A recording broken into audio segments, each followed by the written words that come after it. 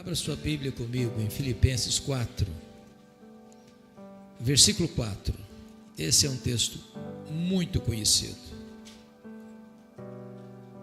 Filipenses 4, versículo 4. Eu estou com a versão revista e atualizada. E nessa versão está escrito assim: alegrai-vos sempre no Senhor. Outra vez digo, alegrai-vos. Você pode repetir comigo? Alegrai-vos sempre no Senhor. Outra vez digo, alegrai-vos. Só as mulheres comigo agora. Alegrai-vos sempre no Senhor. Outra vez digo, alegrai-vos. Só os homens. Alegrai-vos sempre no Senhor. Outra vez digo, alegrai-vos. Amém. Eu quero então começar fazendo um pedido a você, pedindo licença a você. Licença para fazer uma pergunta pessoal. E eu sei que vocês não gostam de perguntas pessoais. Aliás, nós não gostamos de pergunta pessoal, porque toda pergunta pessoal invade a nossa privacidade, nos põe contra a parede, e nós não gostamos que ninguém invada a nossa vida sem pedir licença. Mas vou lhe fazer essa pergunta como se nós estivéssemos numa conversa bem particular. E a pergunta é esta: você é uma pessoa feliz? Você é uma pessoa feliz?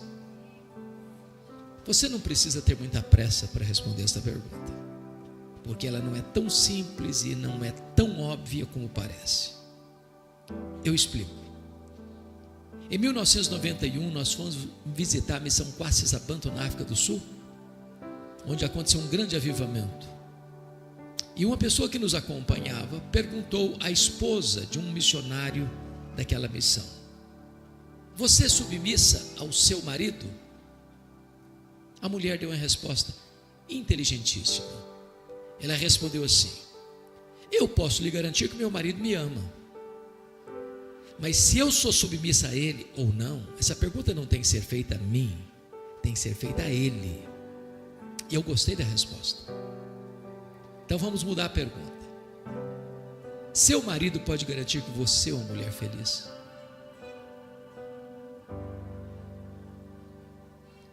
Sua mulher pode garantir que você é um homem feliz? Lá em Provérbios 31, os filhos da mulher virtuosa se levantavam para dizer assim: mamãe é uma mulher ditosa, mamãe é uma mulher feliz. Seus filhos podem dizer isso a seu respeito? Seus pais podem dizer isso a seu respeito? Seus colegas de escola, seus colegas de trabalho, os membros da sua igreja podem dizer isso a seu respeito? Bom, é provável que a essas alturas você já esteja criando alguns mecanismos de defesa aí no seu coração, pensando assim: o pastor está me fazendo essas perguntas porque não conhece a minha história. Se eu contar a minha vida, até pedra chora. Talvez você tenha argumento: mas dá para ser feliz hoje? No mundo de guerras, de terremotos, de ataques terroristas, de tufões, de violência, de maldade, dá para ser feliz? Quando penso nisso, vem à minha mente que Paulo escreveu esta passagem não hospedado num hotel 5 estrelas em Roma. Paulo escreveu esse texto preso, algemado, acusado injustamente pelos seus irmãos, os judeus. E é nessa conjuntura que ele diz: alegrai-vos sempre no Senhor. Outra vez digo, alegrai-vos. Ensinando-nos três coisas. Primeiro, a alegria para o cristão não é uma opção ou uma mera possibilidade, é um mandamento imperativo. Alegria aqui não é substantivo, é verbo, e verbo no imperativo.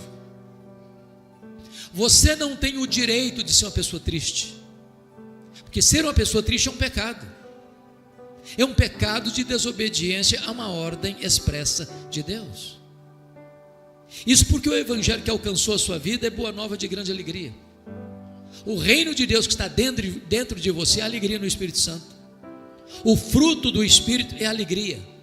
A ordem de Deus é alegrai-vos, e a alegria do Senhor é a nossa força. Agora, me permita outra pergunta. Você tem problema na sua vida também? Ou sou eu que tenho na minha? De vez alguém fica doente, de vez em quando alguém fica doente na sua casa também, ou só na minha que fica?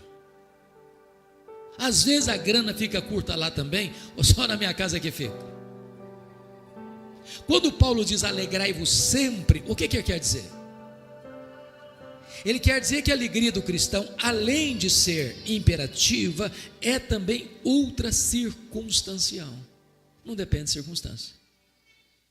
Porque estar feliz quando está tudo bem, até o ateu consegue. O grande desafio é ser uma pessoa feliz, apesar das lutas e adversidades da vida. Me permita esclarecer.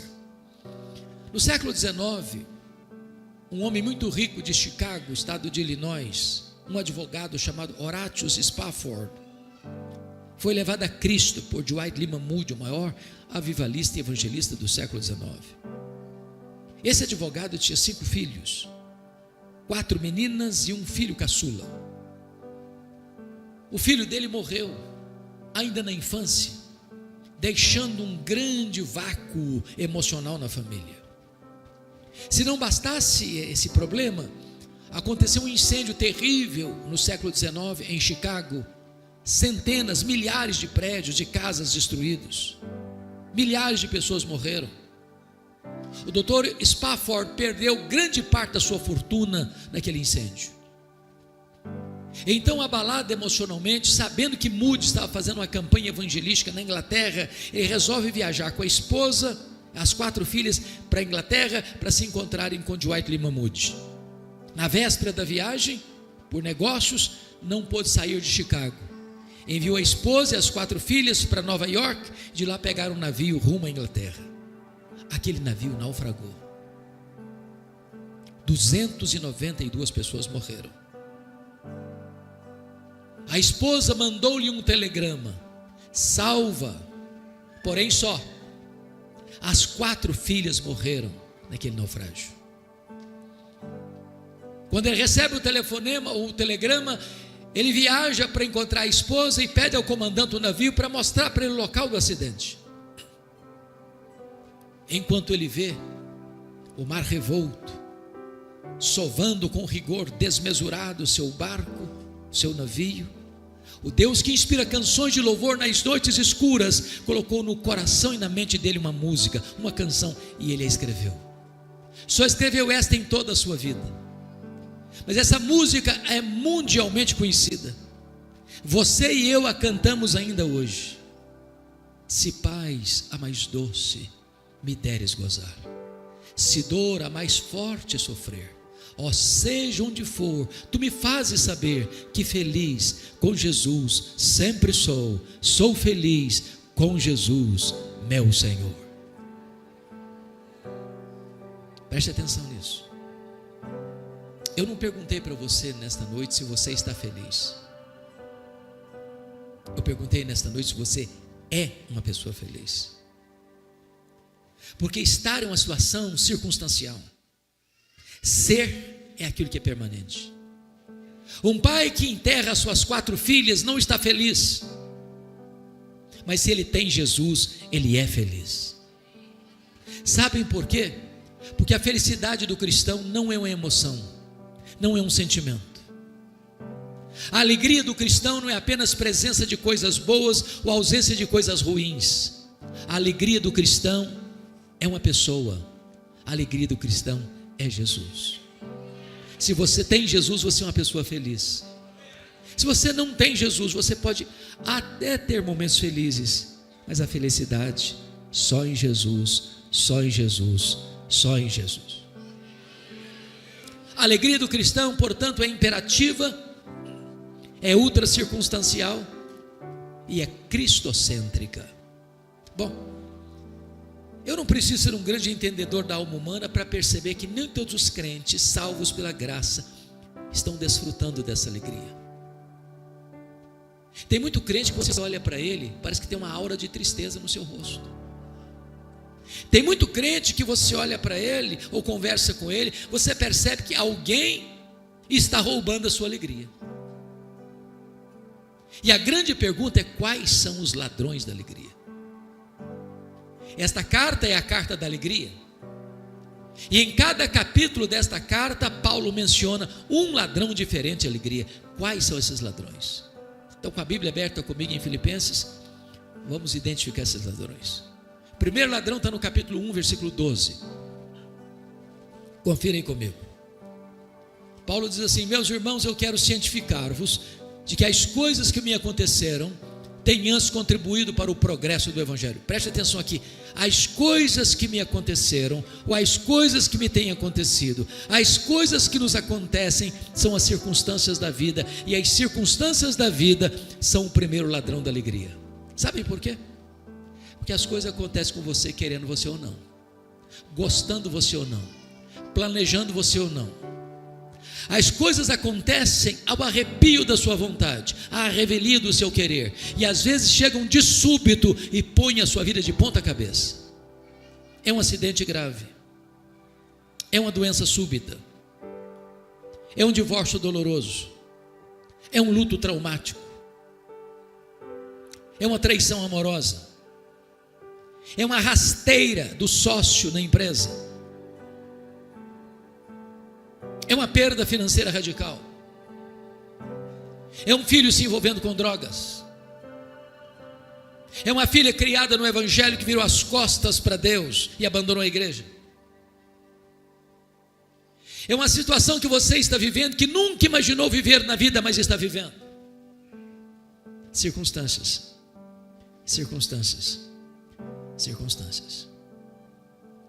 Você vai ao médico por um exame de rotina e descobre que está com a doença grave.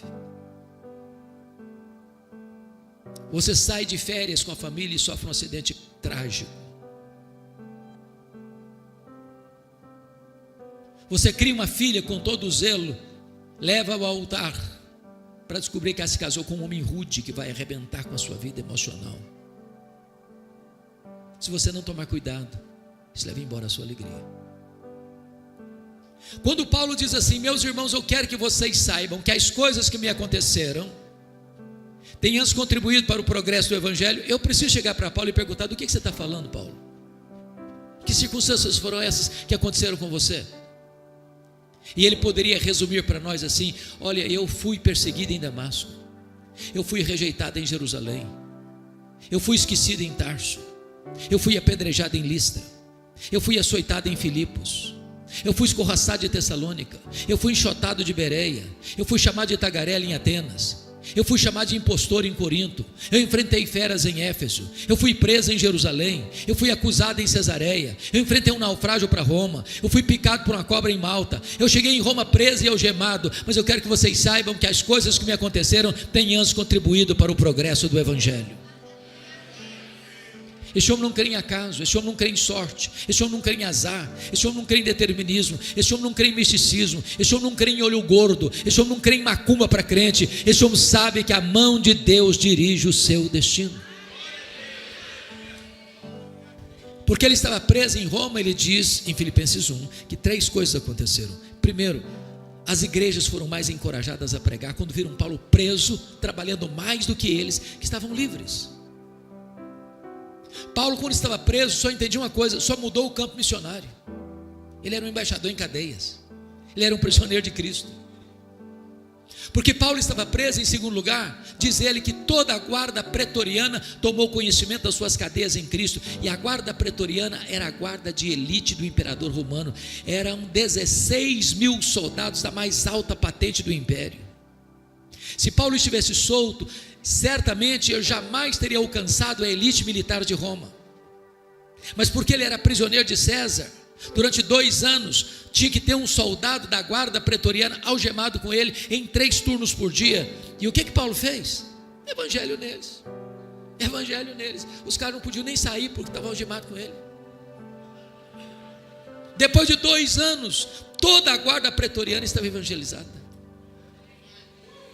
E ele escreve no capítulo 4, 22: os santos vos saúdam, especialmente os da casa de César. Terceiro, porque Paulo estava preso, não podendo viajar, ele começou a escrever cartas, as cartas da primeira prisão: Efésios, Filipenses, Colossenses, Filemon. Se Paulo estivesse solto, provavelmente nós não teríamos essas joias na nossa Bíblia. Sabe o que significa isso? Quando você pensa que a sua vida está de ponta cabeça, quando você pensa que está dando tudo errado no seu planejamento, Deus pode estar escrevendo o capítulo mais importante da sua história. Então olhe para a vida sob a perspectiva da soberania de Deus, porque do contrário, as circunstâncias podem levar embora a sua alegria.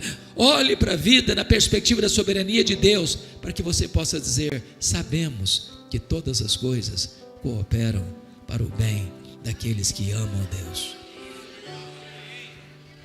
Vamos ao segundo ladrão da alegria, confira aí comigo, capítulo 2, 3 a 5.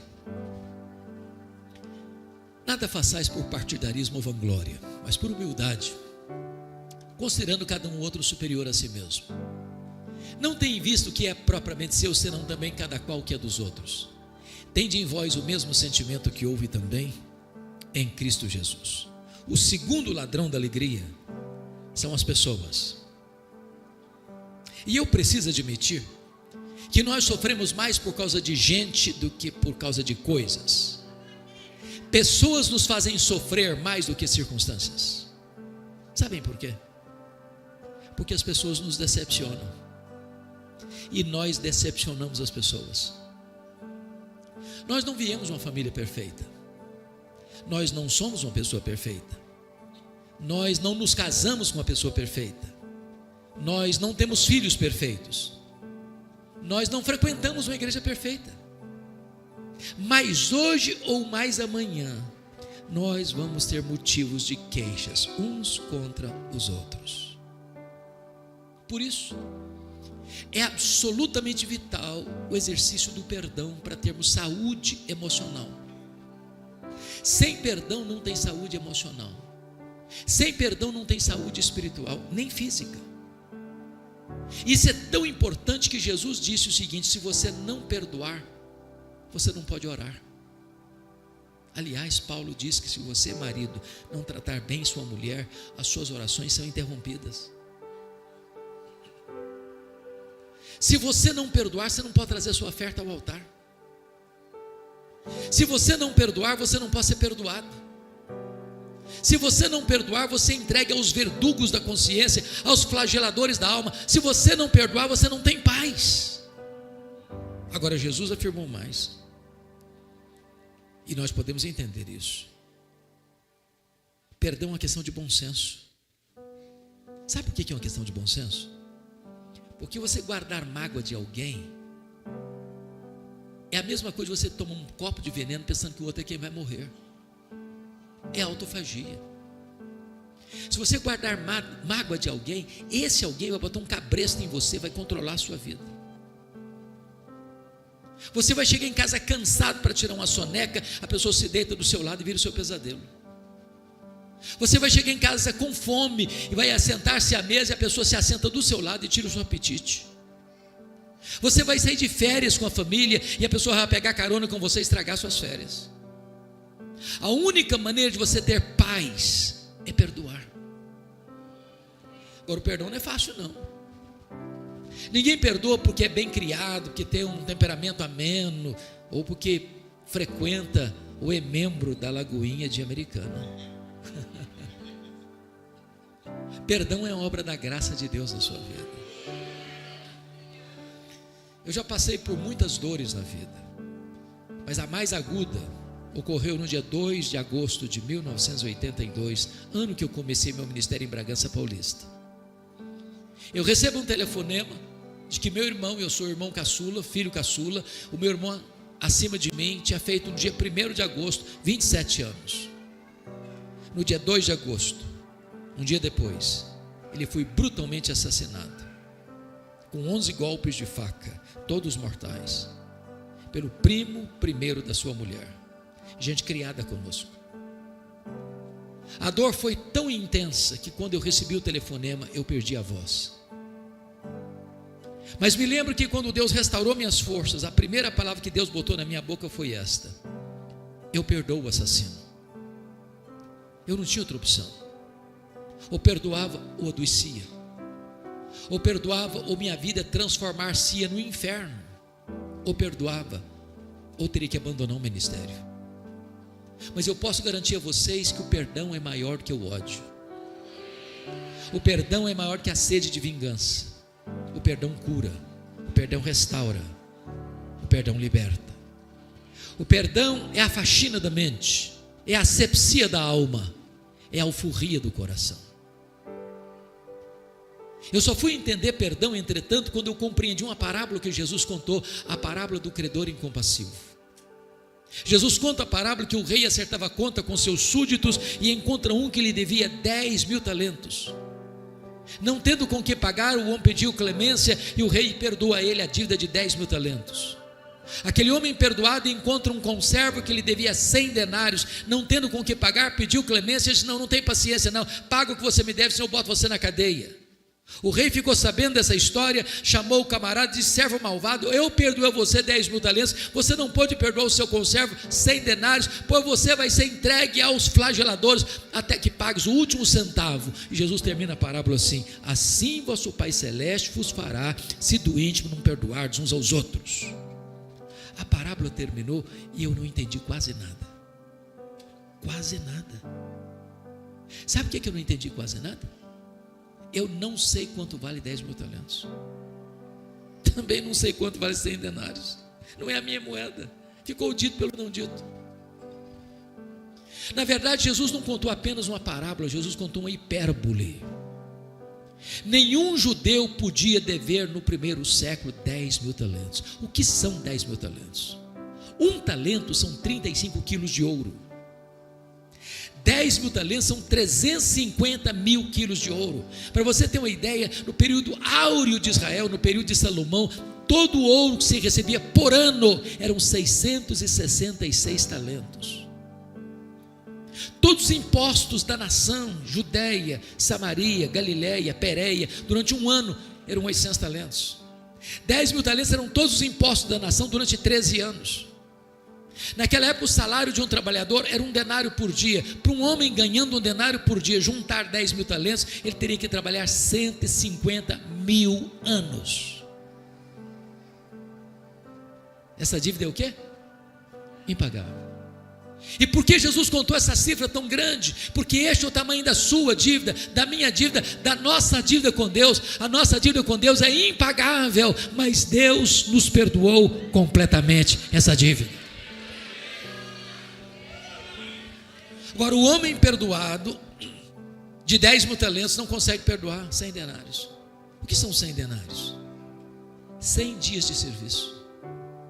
Quem acabara de receber um perdão de 150.000 anos, não está liberando um perdão de 3 meses e 10 dias. 10.000 talentos são 600.000 vezes mais do que 100 denários. Sabe o que Jesus está querendo nos ensinar com isso?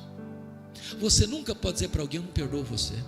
Fui muito humilhado, muito ferido, muito machucado, muito injustiçado. A Bíblia diz que você e eu devemos perdoar, assim como Deus em Cristo nos perdoou. E a Bíblia vai além e diz que Deus perdoa os nossos pecados e deles não mais se lembra. Talvez você diga: pois é, pastor, é aí que eu me encrenco, porque perdoar até que eu perdoo, mas eu não esqueço não. Esqueço não. Então eu vou lhe fazer uma pergunta honesta: você não esquece mesmo? Porque se você não esquece, eu tenho uma boa notícia para lhe dar. Significa que você não tem amnésia. Porque quando a Bíblia diz que Deus perdoa e esquece, a Bíblia não está dizendo que Deus tem amnésia. Deus não tem perda de memória. Deus é onisciente. Então o que a Bíblia quer dizer que Deus perdoa e esquece? A Bíblia quer dizer que Deus nunca mais joga no seu rosto um pecado que Ele perdoou você. Deus nunca mais cobra uma dívida que Ele já perdoou você. Então perdoar é lembrar sem sentir dor. A igreja de Filipos, pastor Joel, De todas as igrejas que Paulo plantou, foi a igreja que mais se envolveu com o ministério de Paulo. Ajudou Paulo quando ele estava plantando a igreja de Tessalônica. Pagou parte do salário de Paulo quando Paulo era pastor da igreja de Corinto. Ajudou Paulo quando ele estava preso em Roma. Portas para fora, aquela igreja era uma bênção. Portas para dentro, um problema. Capítulo 4, verso 2, Paulo diz assim: rogo a Evódia, roga a Síntique, duas líderes da igreja, pensem concordemente no Senhor. Já pensou duas mulheres líderes na igreja batendo cabeça, brigado uma com a outra? Me permita brincar um pouco. Dizem que quando as mulheres da igreja começam a brigar, é porque a coisa está feia mesmo. Tinha gente na igreja de Filipos, gente, que trabalhava desde que ele aparecesse. Vanglória. Tinha gente que estava pronto a trabalhar na igreja desde que o grupinho dele aparecesse. Partidarismo. Tinha gente narcisista na igreja, só pensava nele mesmo e não no que era dos outros. Eu acho que tinha gente sempre para Paulo assim: ô Paulo, você que não está aqui agora, ô Paulo, tem alguns crentes nessa igreja aqui que dão azia em copo de bicarbonato. Não dá não, Paulo. Aí Paulo diz assim: então, meus irmãos, tende em vós o mesmo sentimento que houve também em Cristo Jesus, porque ele, sendo Deus, não julgou como usurpação o ser igual a Deus, antes a si mesmo se esvaziou, assumindo a forma de servo e humilhando-se até a morte e cruz. E quando ele estava lá na cruz, as pessoas que esbordoaram a cabeça dele, que cuspiram no rosto dele, Jesus olha para eles e diz: Pai, perdoa-lhes, porque não sabem o que fazem. Eu quero encorajar você nesta noite, em nome de Jesus, a tomar uma decisão de perdoar, de fazer uma visita, de mandar uma carta, mandar um e-mail, mas espremer o pus dessa ferida e não guardar mágoas, porque se você guardar mágoa, as pessoas vão roubar a sua alegria. Vamos ao capítulo 3, versículo 19, para ver o terceiro ladrão da alegria. Destino deles é a perdição, o Deus deles é o ventre, a glória deles está na sua infâmia, visto que só se preocupam com as coisas terrenas. O terceiro ladrão da alegria não tem americana. Preocupação com dinheiro. Dinheiro em americana não é problema, é solução, não é isso? Mas me permita uma pergunta honesta. Alguma vez você já brigou com a sua mulher ou já discutiu com a sua mulher por causa de dinheiro? Alguma vez? Alguma vez você já discutiu com seu marido por causa de dinheiro? Se você falar para mim que nunca, eu vou duvidar da sua honestidade. Vou mesmo. Sabe por quê? Porque as pessoas discutem por causa de dinheiro. Discutem que tem muito dinheiro. Discute que tem pouco dinheiro, discute que não tem dinheiro nenhum, estão sempre discutindo. O dinheiro é um dos principais pomos de discussão dentro da família hoje. Sabe por quê? Porque algumas pessoas só se preocupam com as coisas terrenas. Gente que levanta de madrugada, vai dormir tarde, come penosamente o pão que granjeia. Gente que não tem tempo para Deus, gente que não tem tempo para o marido, gente que não tem tempo para a mulher, gente que não tem tempo para os filhos, gente que não tem tempo para a igreja, gente que não tem tempo nem para si mesmo, que só se preocupa com as coisas terrenas. Gente que casa por causa de dinheiro, gente que descasa por causa de dinheiro, gente que mente por causa de dinheiro, gente que se corrompe por causa de dinheiro, gente que é corrompida por causa de dinheiro, gente que mata por causa de dinheiro, gente que morre por causa de dinheiro, gente que vende a alma para o diabo por causa do amor do dinheiro, que só se preocupa com as coisas terrenas. O dinheiro é muito mais que uma moeda. Dinheiro é uma entidade. Dinheiro é um espírito. Dinheiro é mamon. A única entidade que Jesus chamou de Senhor não foi César, nem o diabo, foi dinheiro. Jesus disse: ninguém pode servir a dois senhores, a Deus e as riquezas. No altar de mamon, tanta gente se dobra todo dia, todo dia, todo dia. Nós vivemos hoje aquilo que Tom Cine chamou de economia global. Vivemos na globalização. É verdade. Dá um terremoto lá na bolsa de Singapura, você sente o tremor no seu bolso aqui agora. Economia global. Quando aconteceu a crise imobiliária dos Estados Unidos em 2008, vocês se lembram disso? Os bancos emprestaram mais dinheiro que podiam, a bolha estourou e no efeito cascata atingiu a economia global. Eu sou do estado do Espírito Santo, hoje o maior produtor de rochas ornamentais do Brasil, talvez do mundo. Muitos donos de pedreira lá no meu estado quebraram por causa da crise imobiliária dos Estados Unidos. Sabe por quê? Porque é economia global. E nessa economia global, as empresas hoje, preste atenção nisso, mais de 50% da riqueza do planeta está nas mãos de pouco mais de 100 empresas particulares. Há empresas mais ricas do que países. Por exemplo, a Toyota é mais rica do que a África do Sul, a GM é mais rica do que a Noruega, o Walmart é mais rico do que dezenas de países. E nessa economia globalizada, as empresas querem mais do seu tempo e mais do seu dinheiro. E nós tivemos que entrar de cabeça no consumismo, porque essa máquina tem que girar. Por exemplo, na década de 50, alguns já tinham nascido, inclusive eu, nós consumíamos 5 vezes menos do que consumimos hoje. Não éramos menos felizes por isso. Na década de 70, 70% das famílias dependiam apenas de uma renda para manter toda a casa. Hoje, mais de 70% das famílias dependem de 2 rendas para manter o mesmo padrão. Ou seja, o luxo do ontem tornou-se necessidade do hoje. Eu já vi, talvez vocês também, uma criança que não aprendeu a falar papai e mamãe ainda, ganhar um telefone celular top de linha. Eu não sirvo de referência porque fui criado na roça, pé no chão. Mas que eu me lembre, eu só tive um brinquedo comprado em loja na vida, um carrinho de plástico de 5ª categoria. Posso lhes garantir que eu sobrevivi e não fiquei traumatizado.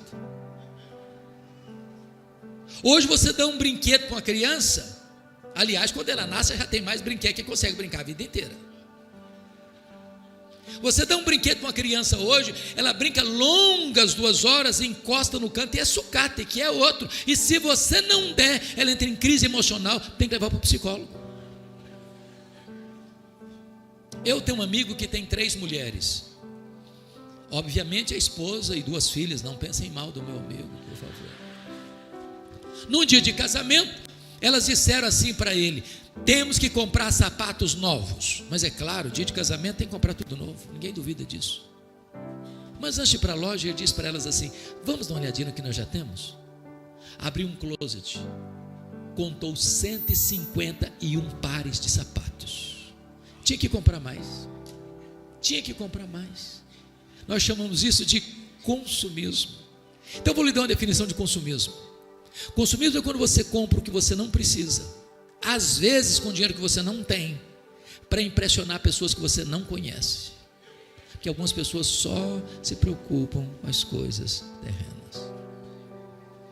O primeiro bilionário do mundo, Rockefeller, John Rockefeller, diz que o homem mais pobre que ele conhecia era o homem que só tinha dinheiro.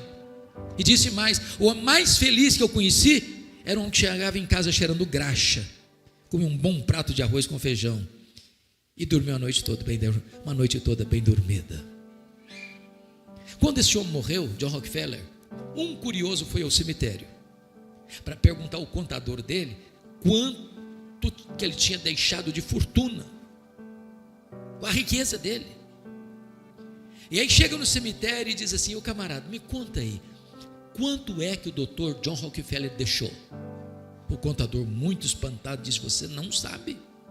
Não, me conta. Camarada, ele deixou tudo, ele não levou nem um centavo.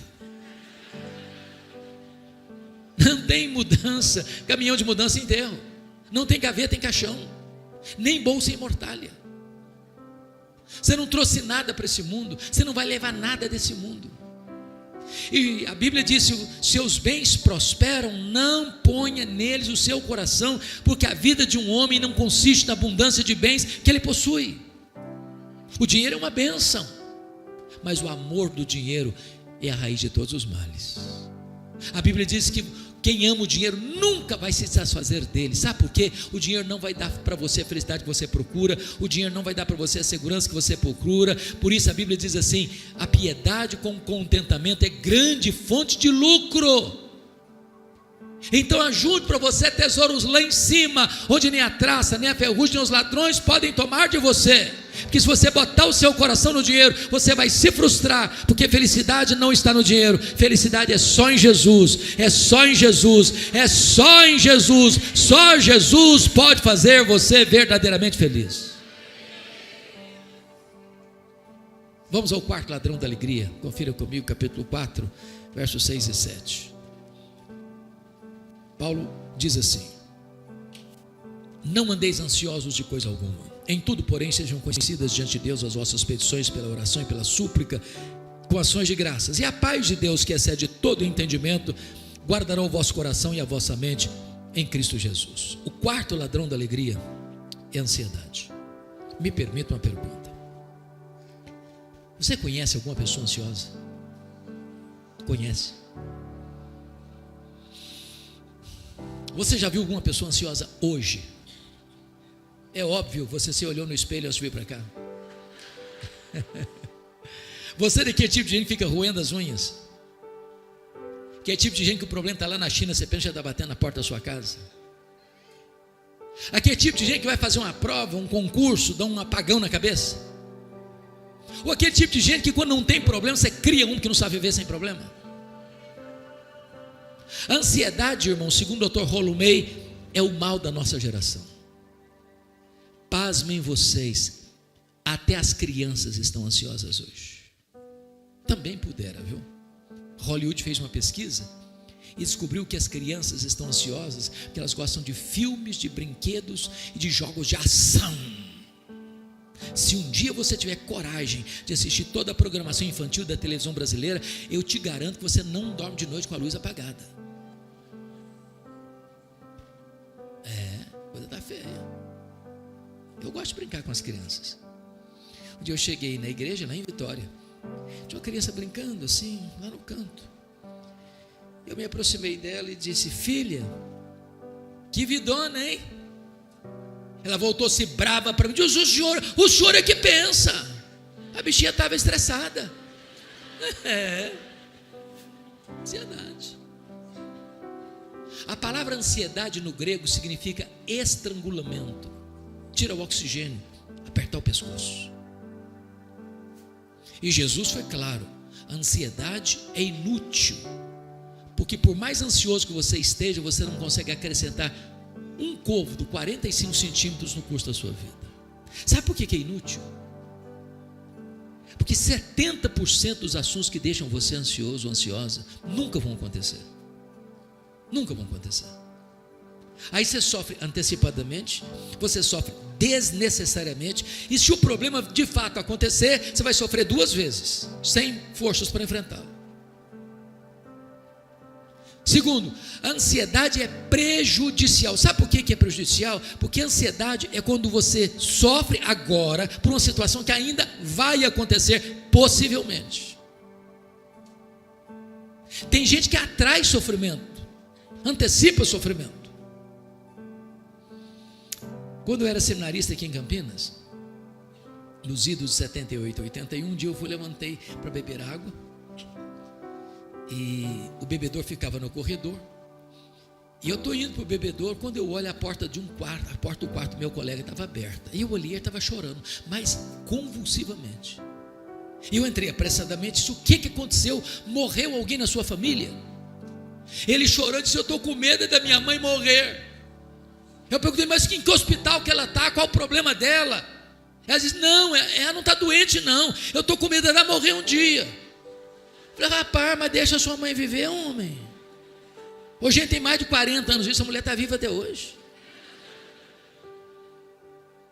Pior do que esse, foi uma mulher que entrou no meu gabinete pastoral com uma criança, uma menininha de 3 anos no colo, a mãe chorando, não era criança não, a mãe chorando. Quando a mãe acalmou, disse: mãe, o que está acontecendo? Ela disse: eu estou com medo da minha filha crescer e não casar. Eu falei: mas nem cresceu ainda, deixa a menina crescer primeiro.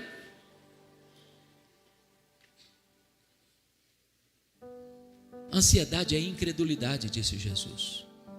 Os gentios que não conhecem a Deus é que se preocupam com todas essas coisas. Mas vós deveis buscar em primeiro lugar o reino de Deus e a sua justiça, e as demais coisas vos serão acrescentadas. Agora, você quer um remédio para a ansiedade? eficaz não tem na farmácia, não é injetável, nem comprimidos, e também não é passar um final de semana no spa, também não é fazer uma viagem para os lugares mais bonitos da terra. Você quer remédio eficaz para a ansiedade? Paulo vai dar a receita: não andeis ansiosos de coisa alguma, em tudo porém sejam conhecidas diante de Deus as vossas petições pela oração, pela súplica, com ações de graças. A palavra oração aqui no grego é a mesma palavra para adoração. Então Paulo está dando 3 remédios aqui para a ansiedade. Primeiro, você adora a Deus. Segundo, você suplica a Deus. Terceiro, você dá graças a Deus. Você sabia qual é a diferença entre adorar a Deus e dar graças a Deus? Você adora a Deus por quem Deus é, e você dá graças a Deus pelo que Deus faz. Então eu vou fazer uma oração de adoração, como Paulo mandou fazer, para curar minha ansiedade. Eu chego para Deus e diz: meu Deus, eu quero te adorar porque tu és o Deus da minha vida. Tu és o meu Criador, Tu és o meu provedor, Tu és o meu protetor, Tu és o meu consolador, Tu és o meu redentor. Eu quero te adorar porque Tu és o único Deus vivo e verdadeiro. Eu quero te adorar porque Tu és o Deus autoexistente, porque Tu és o Deus infinito, porque Tu és o Deus imenso, porque Tu és o Deus eterno, porque Tu és o Deus imutável. Eu quero te adorar porque Tu és o Deus onipotente, porque Tu és o Deus onipresente, porque Tu és o Deus onisciente, porque Tu és o Deus transcendente, porque Tu és o Deus soberano. Eu quero te adorar porque Tu és o Deus fiel, porque Tu és o Deus verdadeiro, justo e misericordioso. Eu quero te adorar porque Tu és a minha paz, porque Tu és a minha alegria, porque Tu és a minha justiça, porque Tu és a razão da minha vida, em nome de Jesus, amém. Aí eu termino essa oração e digo assim: mas Deus, eu estou tão ansioso, Senhor. Não combina mais, não combina mais. Quem é o seu Deus? Quão grande é o seu Deus? Quão poderoso é o seu Deus? O seu Deus é o Criador do universo. E você é a menina dos olhos de Deus, você é a herança de Deus, você é a delícia de Deus, você é a ovelha de Deus, você é o amado de Deus, você é precioso para Deus. Coloque diante dele a sua causa, ponha aos seus pés a sua ansiedade, porque ele tem cuidado de você.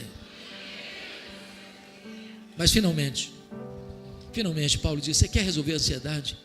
Comece a dar graças, ações de graças. Talvez você diga: pastor, eu estou passando uma luta tão grande, como é que eu vou agradecer? Agradecer como? Então me responda uma coisa: quanto vale o fato de você estar aqui nessa noite? Quanto vale o fato do seu cérebro estar funcionando e você não está vegetando? Quanto vale você ter 2 pernas para se movimentar? Quanto vale você ter braços para trabalhar e abraçar? Quanto vale o fato de você estar enxergando nesta noite? Quanto vale? Quanto vale o fato de você estar ouvindo nesta noite? Quanto vale isso? Quanto vale o fato de você ter um coração que joga vida para o seu corpo? Quanto vale isso? Quanto vale o fato de você ter 2 pulmões e não estar numa câmara de respiração mecânica? Quanto vale isso? Quanto vale você ter 2 rins que estão filtrando as impurezas do seu corpo e você não está numa máquina de hemodiálise? Quanto vale isso? Quanto vale o fato de você ter um estômago que está processando os alimentos, dando vida para o seu corpo? Quanto vale isso? Quanto vale o fato de você ter uma casa para morar, uma cama para dormir, uma mesa com pão com fartura? Quanto vale você ter um lar para onde você pode voltar depois de um dia de trabalho? Quanto vale o fato de você ter amigos? Quanto vale o fato de você ter a igreja de Jesus? Quanto vale o fato de você ter seu nome escrito no livro da vida? Quanto vale o fato de você ter Jesus como seu salvador pessoal? Então pare de reclamar, pare de murmurar e comece a dar graças a Deus, e não haverá mais espaço para ansiedade no seu coração.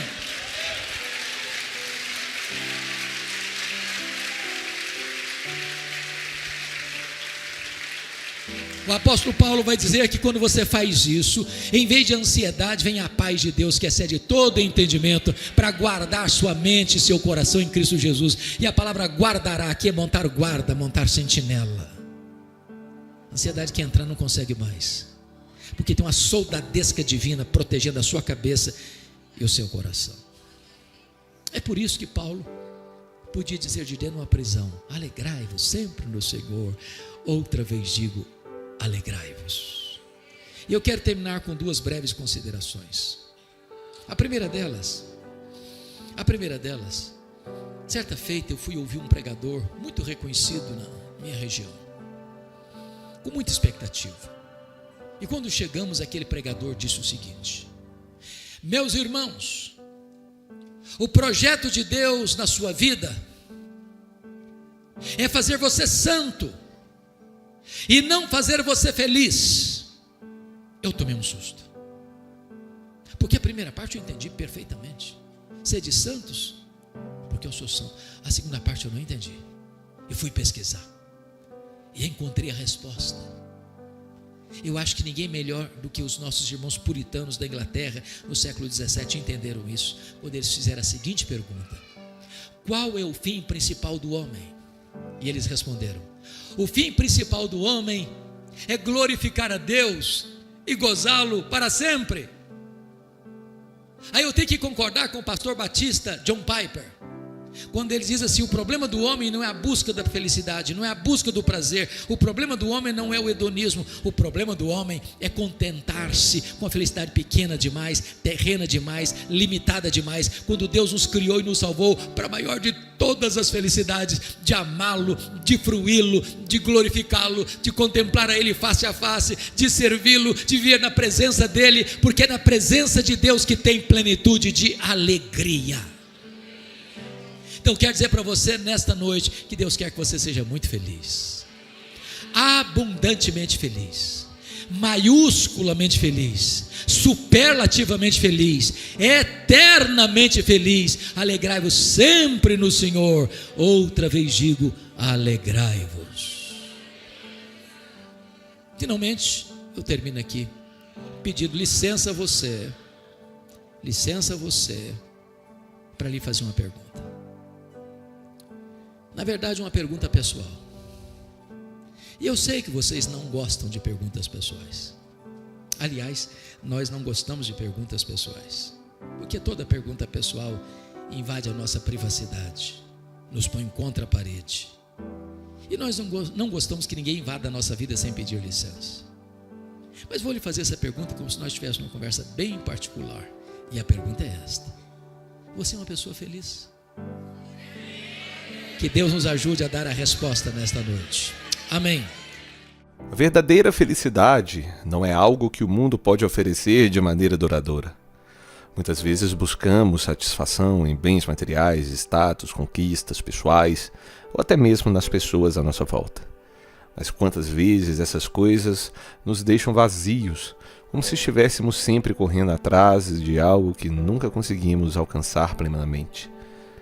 A palavra nos lembra que há uma alegria muito mais profunda e eterna disponível para aqueles que colocam a sua confiança no Senhor. Em Salmos 16:11 está escrito: Tu me farás conhecer a vereda da vida, a alegria plena da tua presença, eterno prazer à tua direita. Essa passagem nos ensina que a verdadeira felicidade é encontrada na presença de Deus, pois é Ele quem guia nossos passos e nos oferece uma alegria que não depende das circunstâncias. Mas como podemos experimentar essa felicidade? O segredo está em nossa comunhão com Deus e em viver de acordo com seus propósitos. A felicidade que vem do Senhor não é frágil ou passageira. Ela é um estado de paz interior que supera qualquer desafio que enfrentamos. Jesus disse em João, no capítulo 15, verso 11: Tenho-lhes dito estas palavras para que a minha alegria esteja em vocês e a alegria de vocês seja completa.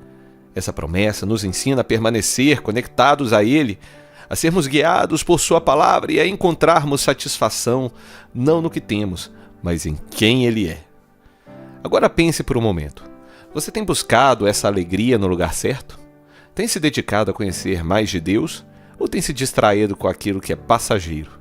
Permita-se refletir sobre isso. A felicidade genuína não é aquilo que encontramos no mundo, mas sim um relacionamento vivo e real com Deus. Se você sente que tem procurado essa verdadeira felicidade nos lugares errados, hoje é o dia de você mudar, reconsiderar a sua rota. Busque ao Senhor, peça para que Ele seja sua fonte de alegria e você verá como sua vida será transformada. Eu espero que você possa reconhecer prontamente e experimentar essa felicidade que vem do alto. Que Deus abençoe muito a sua vida. Espero também que essa mensagem tenha sido edificante para você. Deixe aí nos comentários como que Deus falou no seu coração. Se você também não é inscrito, aproveite para inscrever-se e ativar as notificações. Isso, além de ajudar o canal, faz com que você não perca nenhum dos vídeos que são postados aqui. E também deixe o seu like, compartilhe esse vídeo com mais pessoas, que essa mensagem possa chegar a muita gente que precisa ouvi-la. Que Deus te abençoe muito. Até breve.